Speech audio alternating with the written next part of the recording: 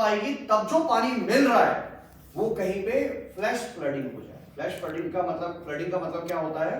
Flood का मतलब होता है कि सडनली वॉल्यूम बढ़ना, और फ्लैश फ्लडिंग का मतलब है कि एकदम से आना। जैसे हम लोग यहाँ पे देख रहे हैं, तो ये जितनी भी हमें रोशनी दिख रही है, अगर मैं आपसे कहता हूं कि एकदम यहाँ पे लाइट या ब्राइटनेस बहुत ज्यादा हो जाए, तो उसी को हम लोग क्या बोलेंगे? Flash light, right? तो वैसा ही अगर कुछ डिस्चार्ज के कंटेक्स्ट में होता है तो मुझे दिक्कत है। अगर वो डिस्चार्ज सडनली बढ़ा तो जो भी हाइड्रोलिक स्ट्रक्चर के ऊपर, हाइड्रोलिक स्ट्रक्चर मतलब डैम, उस डैम के ऊपर जो पानी आने वाला है, अगर वो सडनली बढ़ा, इतना हाई इंपैक्ट फोर्स अगर आ गया, तो क्या आप और मैं जानते नहीं है कि वो डैम टूट जाएगा?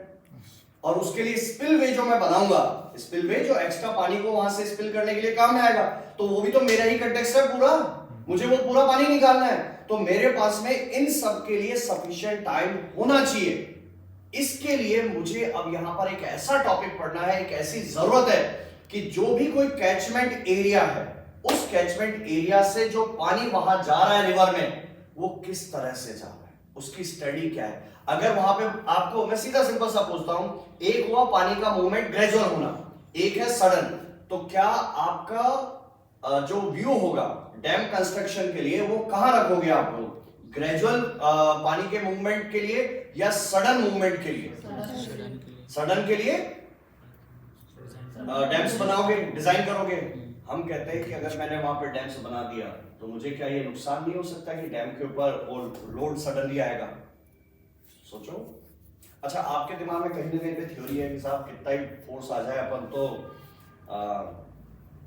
डिजाइन कर देंगे। एक चीज मैं आपको समझाता हूं, कोई भी फोर्स है, हल्की हवा भी जो बाहर बहती है ना, उससे भी अपने आप को हम बचाने की कोशिश करते हैं। और यहां जिक्र हो रहा है पानी का, और पानी का प्रवाह देखो, खास तौर से क्या है, हम लोग राजस्थानी हैं तो पानी के प्रति हमारा मोह इतना ज्यादा है कि हम उस बात को समझ ही नहीं पा रहे कि पानी का जब प्रवाह आएगा, अपने हाई स्पीड पे आएगा, तो वो सेकंड्स में मीटर्स की डिस्टेंस को ट्रेवल करता है, जितनी तो डिस्टेंस हम लोग भाग भी नहीं पाएंगे, और उस समय वो पूरा का पूरा एक साथ उड़ा के ले जाएगा। अब इतना अगर फ्लैश फ्लडिंग आता है तो उसके चलते जो डैम बनाया गया है, क्या उसके ऊपर इंपैक्ट फोर्सेस नहीं होंगे? और उस फोर्सेस को टैकल करना उस डैम के लिए भी अपने आप में टफ टास्क होगा। आप याद रखो इस बात को कि पूरे डैम के लिए जो थ्योरी हमने पढ़ी है, जो भी उसके लिए जितना भी फोर्सेस जो हम लोग पढ़ते हैं, जो भी प्रेशर के थ्रू जो लगता है, पानी का ही तो लगा है, वो पूरा फोर्स, पूरी थ्योरी आज तक जो पढ़ी गई है, वो सिर्फ और सिर्फ हाइड्रोस्टैटिक है, वो रुके हुए पानी के अकॉर्डिंग है।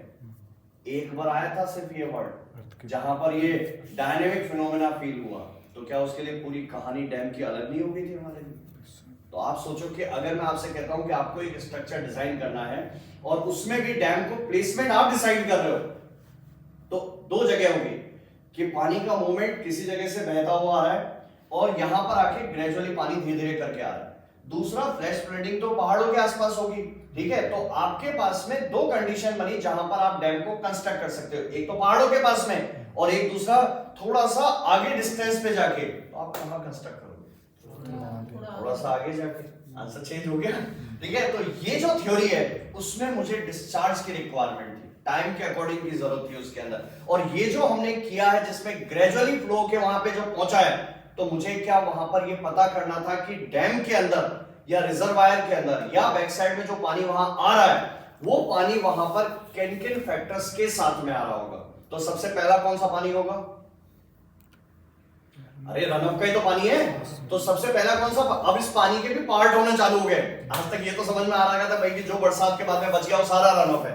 अब उस पानी को समझना जरूरी है। हमारे चैप्टर की समरी दे रहा हूं, ध्यान से सुन लो इसको, उसके बाद में फिर बनाते रहेंगे अपने इसमें पार्ट तोड़ तोड़ के, ठीक है? तो सबसे पहले जो बरसात के बाद में जस्ट बरसात हुई और उसके जस्ट बाद ही वहां पे जल्द से जल्द पहुंच गया, ठीक है? ऐसा कहां होगा? अगर मैं आपके लिए कहता हूं जैसे ये पूरे पहाड़ है और पहाड़ों में यहां से कहीं रिवर है, यहां हमने डैम कंस्ट्रक्ट किया हुआ है, तो जो कोई अगर क्लाउड्स के थ्रू जो प्रेसिपिटेशन हुआ, पानी जो यहाँ जो जस्ट इसके आसपास मिला है, तो क्या वो जल्दी से जल्दी पहुंच जाएगा यहाँ पे?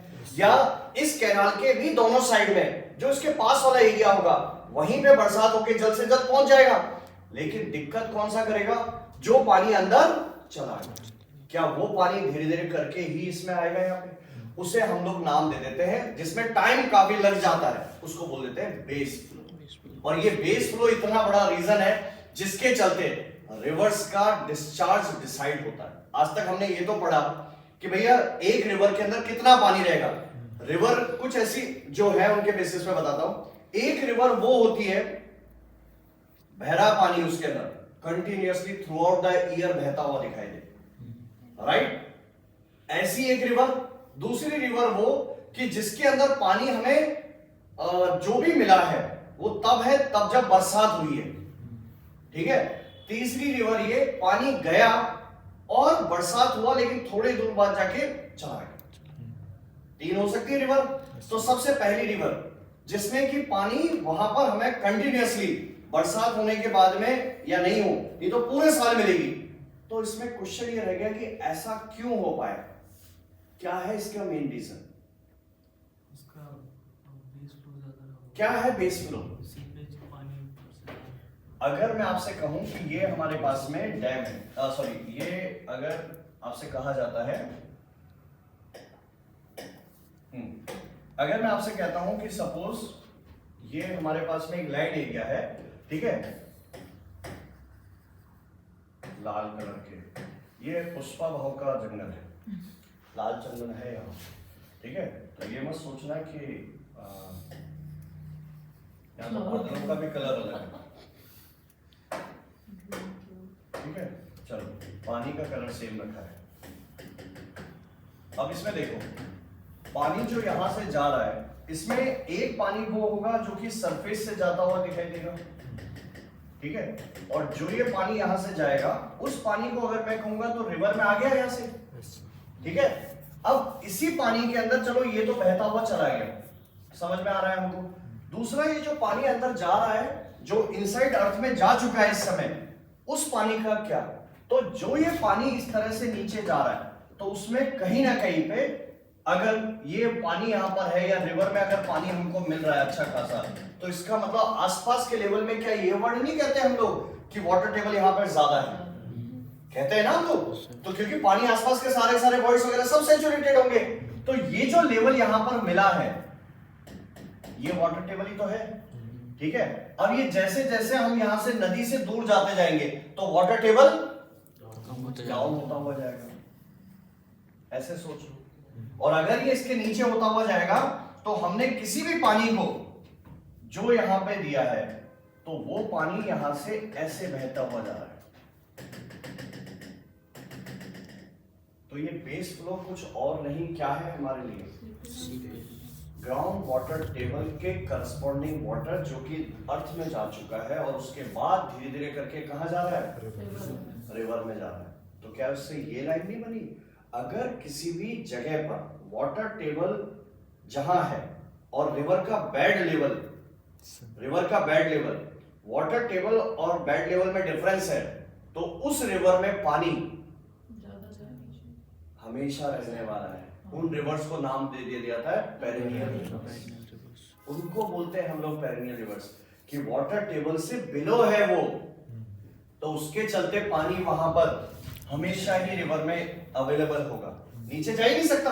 क्योंकि अगर गया तो भी क्या होगा, वाटर टेबल है ना, तो उसके चलते mg sin थीटा के चलते क्या वापस से पानी नहीं आ गया। भाई आज तक ये तो हमने पढ़ा है कि जो भी कोई पानी का फ्लो होता है, रेस्पॉन्सिबल फोर्स कौन सा है, mg sin थीटा। तो mg sin थीटा उस समय भी तो एक्ट करेगा, provided river bed level must be below the ground water table से बिलो होना चाहिए। अच्छा, अब दूसरी कंडीशन, इसमें मैं आपसे कहूं कि भाई कि चलो ड्राई सीजन है, तो क्या उसमें भी पानी रहेगा यहाँ पे, वाटर टेबल से नीचे है ना। अब अगर मैं कहता हूं कि कोई एक ऐसी रिवर है तो उसके लिए नीचे भी हो सकता है, थोड़ा ऊपर भी हो सकता है। अगर वो ऊपर है वाटर टेबल से, तो उसमें पानी सिर्फ और सिर्फ तब रहेगा तब जब बारिश, नहीं तो पानी नहीं रहेगा, ठीक है। और एक ये भी तो हो सकती है कि भाई बरसात आया, रुका और उसके बाद चला गया, वहां पे थोड़ी दूर बहे, उसके बाद में पूरा इनफिल्ट्रेट हो गया वहां पे, हो सकती है कंडीशन, जैसे वर्जिन रिवर्स थी, बरसात का पानी आया वहीं के वहीं गिर जाए। तो मेरे लिए क्या इस बात का स्ट्रीम फ्लो वाला चैप्टर जो था, उससे मैंने क्या क्या चीजें सीखी थी, कैलकुलेट करना, discharge equal to A into V. Discharge मुझे पता करना था, सबसे पहले क्या पता किया, डेप्थ पता किया, उसके लिए स्टेज आ गया, ठीक है। उसके बाद में विड्थ पता करना आसान था मेरे लिए, फिर वेलोसिटी के लिए किस पे गए, करंट मीटर्स के लिए। करंट मीटर कितने टाइप के, दो, कौन कौन से, वर्टिकल एंड हॉरिजॉन्टल। तो वर्टिकल को वर्टिकल नाम क्यों दिया, वर्टिकल एक्सिस के अबाउट वो कप्स रोटेट कर रहे थे। कप्स थे, प्लेट थे, कप्स, अच्छा कप्स थे, कितने, 6 थे। उसके बाद में फिर दूसरा कौन सा था, हॉरिजॉन्टल को नाम हॉरिजॉन्टल क्यों दिया, हॉरिजॉन्टली रोटेट करा। और हॉरिजॉन्टली रोटेट करने के बाद में एक रेवोल्यूशंस के बेसिस पे पता किया था, फॉर्मूला क्या था, वेलोसिटी इक्वल टू हाँ ये सही, ANS प्लस B। इसमें A और B का पता कैसे करें, टोइंग टैंक। अब आए ना फंसे तुम लोग सबके सब। अब पूछूंगा तुम लोगों से टोइंग टैंक के बारे में। हाँ चालू करो। A और B थे हमारे पास में, ठीक है। कैलिब्रेशन से पता करना है टोइंग टैंक का है, टोइंग टैंक का एक पुणे में है, एक मद्रास में। ठीक है, ये सही जवाब दिया। अब मुझे ये बताओ कैलिब्रेट करना कैसे होता है, किस तरह से कैलिब्रेट किया जाता है, नहीं तो कुटाई करना तय है आपकी। कैलिब्रेट करना सर ये है कि जो टोइंग टैंक है उसमें जो वाटर होता है वो रेस्ट कंडीशन में होता है। तो हम लोग जो मतलब वहाँ पे जो करंट मीटर का जो वेलोसिटी मतलब उसमें जो क्रेन तो उसकी वेलोसिटी हमें पता होती है, तो उसके अकॉर्डिंग जो करंट मीटर में रिवॉल्यूशन आते हैं सर वो पता कर लेते हैं। और उससे जो इक्वेशन है सर उसमें दो सेट बना के मतलब A और B फाइंड आउट कर लेते हैं। बढ़िया यार, मेरे को उम्मीद नहीं थी। अच्छा उस दिन डांट पड़ गई थी अच्छे वाले। आई होप बेटा जो इन्होंने कहा है बिल्कुल सही और परफेक्ट जवाब, कोई मिलावट नहीं है इस जवाब में, एकदम सही जवाब था। करंट मीटर से मेरे को क्या पता लग जाएगा, वेलोसिटी पता लग जाएगा, रेवोल्यूशंस पता लग जाएंगे, और उसके बेसिस पे हमारे पास में वेलोसिटी को कैलिब्रेट कर लिया जाएगा, ए और बी के थ्रू पता करेंगे। डन। अब वेलोसिटी पता लग गया, डेप्थ पता लग गया, बाकी अपने बहुत सारे मेथड्स पढ़े हैं अपन लोगों ने, ठीक है, उनके बेसिस पे ऑब्टेन करें। तो डिस्चार्ज हमारे पास में अल्टीमेटली पता लग गया। डिस्चार्ज पता लगने के बाद में मुझे ये पता करना था भाई, अल्टीमेटली मेरे दिमाग में ये चल रहा था कि जो भी कोई रिवर है, ठीक है, जो भी कोई रिवर है उसमें पानी का लेवल चेंज कब हुआ है, ठीक है। अगर मुझे ये पता लग जाए तो उसमें क्या ये बात तय है कि जो पानी उस रिवर में आ रहा है वो आ कहां से रहा है, रन ऑफ तो है, लेकिन उस रन ऑफ में एक तो बेस फ्लो भी आ गया, ठीक है। और जो भी ये पानी आया है तो उसमें ये किस एरिया का प्रेसिपिटेशन है, कैचमेंट एरिया का। उसको अपने भारत में तो कैचमेंट कहते हैं, यूएसए में वाटरशेड लाइन कहते हैं। बढ़िया है, ठीक है। अच्छा ये यहां से जो पानी अपने को मिलता हुआ जा रहा है, इससे वो रिवर में वो पानी आया, लेवल बढ़ेगा। तो क्या सुनना इस बात को, जो भी कोई पानी आ रहा है, मैं टाइप ले लूं, ठीक है, इधर एक्सिस पे आ गया डिस्चार्ज, पता करने के तरीके पता लग गए। तो मेरे पास में रिवर में क्या हमेशा कुछ ना कुछ फिक्स अमाउंट का पानी जरूर है, ये फिक्स अमाउंट का पानी हमेशा ही मिलने वाला है। अब इसमें जो ये पानी मुझे मिलेगा, इस पानी के अंदर क्या ये कह सकते हैं कि जब गर्मियों की सीजन की बात कर रहा हूं, गर्मियों की सीजन की बात करें तो जितना भी पानी था वो पहले के कंपैरिजन में गर्मियों में आते वक्त कम हो जाएगा, ठीक है। उसके बाद में जैसे जैसे डिस्चार्ज वहां पर मतलब रिवर का आने लगेगा, तब उसके बाद में क्या होगा, बढ़ने लगेगा डिस्चार्ज की वैल्यू। अब ये धीरे धीरे करके यहां से डिस्चार्ज बढ़ता हुआ जा रहा है, बढ़ता हुआ जाएगा। एक टाइम के बाद में जहां आसपास के कैचमेंट एरिया का पूरा पानी अगर उसमें आ जाए, उसके बाद अरे एक बार आ गया तो और कितनी देर तक आएगा, उसके बाद क्या होगा, कम होना चालू होगा। और जैसे ही वो पानी यहां के बाद में कम होना चालू होता है तो वो ऐसा कुछ बनेगा, लास्ट में लेवल कहां रह जाएगा, पहले वाले पे रह जाएगा, ठीक है। तो यहां हमारे पास में 3 सेगमेंट मिले। 3 सेगमेंट कौन से, सबसे पहला सेगमेंट चलो कम हुआ, गर्मियों के दिन थे ना, हो गया कम। उसके बाद यहां से चालू हुआ और ये जाता जा रहा है कहां तक, इस पॉइंट तक कंटिन्यूअसली पानी आ रहा है। पानी आने के बाद में जो भी कोई टाइम लगा होगा या जितना भी हम लोग कहें कि भैया जो भी आसपास के एरिया के चलते जितना पानी आ सकता था आ गया, ये वो जोन होगा जिसके अंदर मैक्सिमम से मैक्सिमम पानी का फुल मूवमेंट हो रहा होगा, कहां पर, रिवर के अंदर। एक टाइम आएगा कि भैया वो कह देंगे सब का सब जितना पानी आना था आ गया। अब उसके बाद में जो पानी है वहां पर, उसके बाद क्या होने लगेगा, फिर कम होना चालू हुआ है। और जैसे ही वो कम होना चालू होगा तो ये कहलाता है रिसेशन लिम्स, रिसेशन वाला पॉइंट कहलाता है, कम हो रहा है ना। इसके बाद में ये कंसंट्रेशन वाला पॉइंट हो गया, एक्सेस में बढ़ता हुआ जा रहा है, यहां पीक हमको मिला है। अब ये जो फिक्स फ्लो यहां पर हमको मिला है, इसको ही बोल देते हैं बेस फ्लो। क्या बोलते हैं? Base flow. बेस फ्लो अपने आप में पहले भी था, बाद में भी है। और जो ये कर्व इस तरह से मिलता हुआ आ रहा है, वो कर्व क्या बोलते हैं? हाइड्रोग्राफ। ये जो कर्व हमको मिला है इसे ही बोलते हैं हाइड्रोग्राफ। तो क्या बेस फ्लो तो रिवर आई नहीं थी, सॉरी फ्लड आया नहीं था, उससे पहले भी था, ठीक है। तो मेरे पास में एक्चुअली में जिसके लिए मैं कंसर्न हूं वो कर्व कौन सा है? बेस फ्लो से ऊपर वाला। इससे ऊपर वाले के लिए तो कंसर्न हो, इसी के लिए कंसर्न हो, इतना ही तो पोर्शन है। तो मैं अगर ये नीचे वाला पोर्शन हटा दूं, नीचे वाला पोर्शन हटा दूं, वो तो पहले भी था रिवर में, मैंने क्या किया उसके अंदर अलग से कैलकुलेट। तो मेरे लिए अलग से कैलकुलेट करना सिर्फ इतना ही पोर्शन था, और ये जो इतना सा पोर्शन था उसी को बोलते हैं डायरेक्ट रन ऑफ हाइड्रो। डीआरएच हो गया, हाइड्रोग्राफ हो गया, बेस फ्लो हो गया, इसी के नाम अलग अलग भी कर दिए जाते हैं, ठीक है। अच्छा, अब इसी के अंदर इसके लिए ये डिस्चार्ज है, अरे हाँ है ना, Q इंटू टी, ठीक है। Q इंटू टी हमारे पास में क्या देगा? वॉल्यूम। तो क्या इसका शेडेड पोर्शन का एरिया ले लूं? Area under the curve will give the total volume from the catchment area in river in terms of flood. अगर ये मेरे को पूरा पता है, इन शॉर्ट मेरे पास में अगर मैं कहता हूं कि भैया मेरे को पूरे कैचमेंट एरिया का क्या पता हो, एरिया पता हो सकता है, तो डिवाइड कर दो एरिया, तो क्या मिला? Run of depth. तो वही तो था जो अभी हम लोग कैलकुलेट कर रहे थे। तो रन ऑफ डेप्थ कैलकुलेट करने के बाद में हम लोग पहुंच जाएंगे वापस से वहां पे, ठीक है। ये है जिसको हम लोग पढ़ने वाले हैं। और इसकी सीधी सिंपल सी, ये तो बहुत बड़े बड़ी बातें हो गई, लगा क्या कैचमेंट क्या कहानी, इसमें तो बहुत बड़े वर्ड्स हो गए। सीधा सिंपल समझाता हूं, अपनी छत है, बरसात होती है भाई, राजस्थान से बाहर के हो तो ये सोच मत लेना कि यहाँ बरसात नहीं होती, होती है, कम होती है, सालों में एक बार होती है, बट होती है, होती है ना, बस ये ठीक है, ठीक है। अगर ये हमारे पास में छत पे बरसात हो रही है, ठीक है, तो इसका वॉल्यूम कैसे मेजर करेंगे? पानी कलेक्ट कर लेंगे, बताया था ना ये वाला। तो पूरा वॉल्यूम कलेक्ट कर लिया मैंने, ठीक है, पूरा वॉल्यूम मैंने कलेक्ट किया नीचे जाके टब में, और उसके बाद में इसका पूरा एरिया पता है, तो डिवाइड कर दूंगा तो क्या मिलेगा? अब ऐसा नहीं लग रहा है ये डिस्कशन तो हमारे बहुत दिन पहले हो चुका था? यस सर, फर्स्ट डे हुआ था, यस सर। तो फर्स्ट डे और ऑलमोस्ट लास्ट टॉपिक एक ही तो है, अलग अलग कहाँ है यार। तो इतने दिनों में कुछ नया सीखा?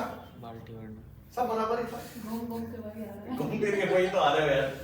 तो भैया देखो, कैचमेंट के लिए ये देखो बड़े बड़े वर्ड्स एक तरफ है, सीधा सिंपल सा सोचो, छत पे जैसे पानी जो कैलकुलेट किया जा रहा है, एक्चुअली में धरती पर भी पानी ऐसे ही आता है, ठीक है। पहाड़ों के बीच का एरिया हो गया। हाँ, अगर छत के लिए सोचेंगे तो उसमें जो कैचमेंट एरिया बना है उसका नाम क्या हो सकता है? इंटरसेप्ट। जवाब दिया तो टॉफी दो, क्लोज्ड। वेट कर रहा था।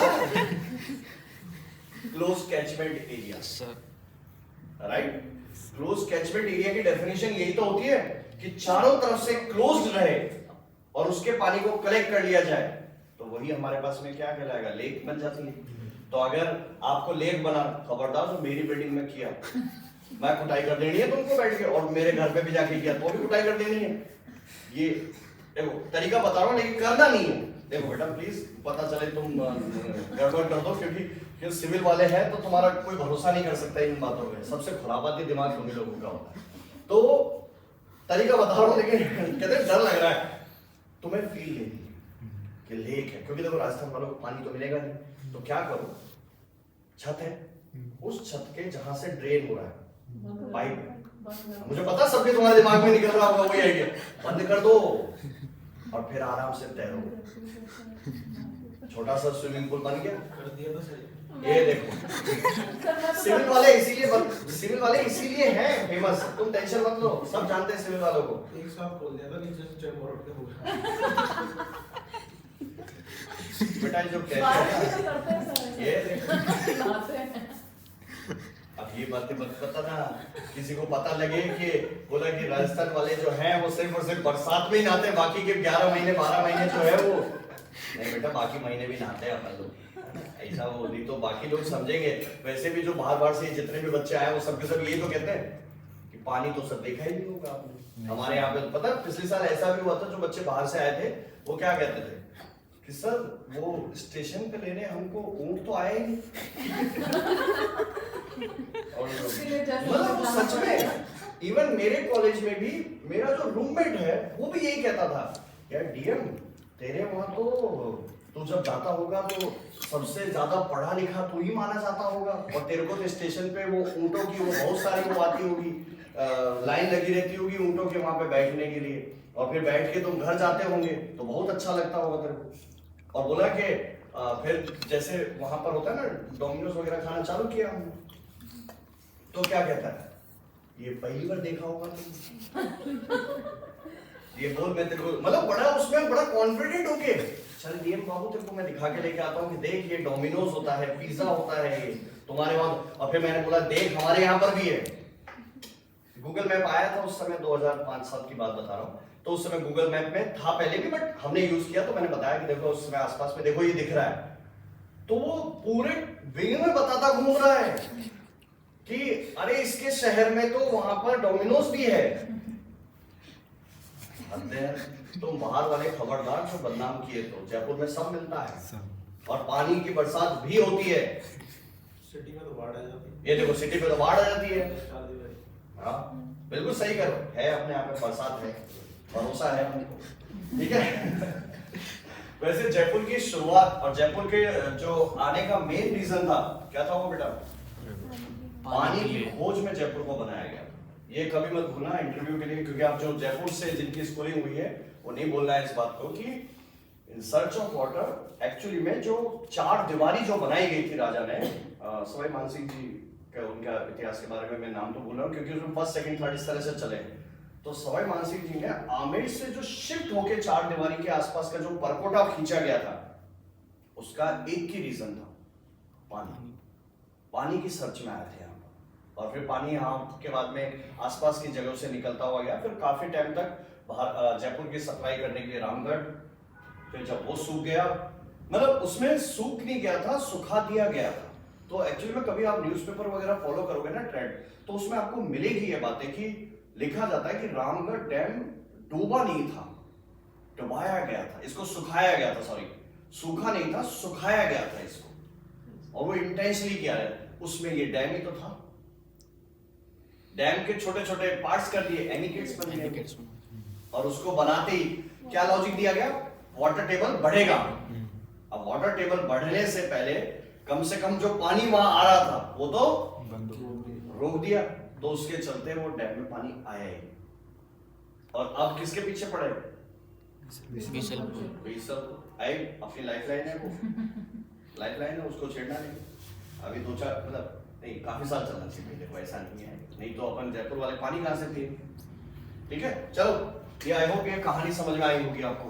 ठीक है, ये बेस था अपना। अब इसी चैप्टर में मैं आपको इसी के इर्द गिर्द सारी कहानियां सिखाता हुआ चलो, ठीक है। बट ये जो हाइड्रोग्राफ बनना था वो ये है हमारे पास। इनफैक्ट अब इसके बताऊंगा आपको तरीके कि ये कब मतलब आप ये सोचो सडनली, मतलब अगर मैं आपसे कहता हूं जैसे फ्लश स्प्रेडिंग है, नहीं आया सर समझ में क्या होती है फ्लश स्प्रेडिंग, बकेट है, पानी उठाओ फैला दो, that is called flash flood.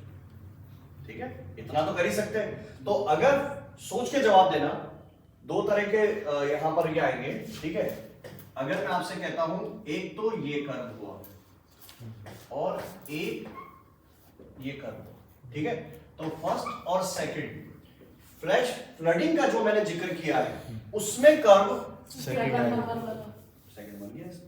अच्छा मैं कहूँ अगर बैक टू बैक दो आ जाए तो हमारे पास में दो बार दो बकेट डाल दे तो डबल, बस ये है हमारे पास में। तो ये कैचमेंट एरिया के ऊपर डिपेंडेंट होते हैं। अब कैचमेंट एरिया अलग अलग तरीके से हमें मिलता हुआ जाएगा और उसके अकॉर्डिंग हम लोग कैलकुलेशन करते हुए चलेंगे इसमें। आई होप बेटा ये सारे पॉइंट्स हैं जो आपको कुछ हद तक समझ में आए होंगे इसमें, ठीक है। बाकी ये अपने आप में मैं आपको इनके वर्ड्स इनकी डेफिनेशन है एक एक करके बताता हूँ। देखो इसके अंदर चलो ये एक काम करो, पहले तो डायग्राम बनाओ कुछ हद तक जो आपको इसमें लगा है यहाँ पे, कीजिए।